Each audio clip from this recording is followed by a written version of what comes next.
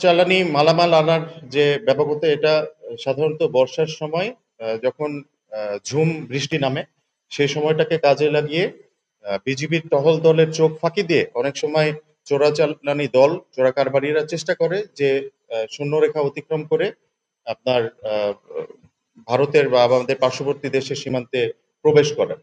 তো এটার প্রেক্ষিতে আমরা আমাদের যে টহল কার্যক্রম যেই সমস্ত জায়গা চোরাচালান প্রবণ বেশি ওই ক্যাম্পগুলোতে জনবল বৃদ্ধি করেছি। আমাদের যে পায়হাটা পেট্রোলের পাশাপাশি মোটরসাইকেল পেট্রোলের ব্যবস্থা করেছি। এছাড়া এটিভি দ্বারা আমরা টহল পরিচালনার মাধ্যমে আমরা চোরাচালান নির্মূল করার চেষ্টা করছি।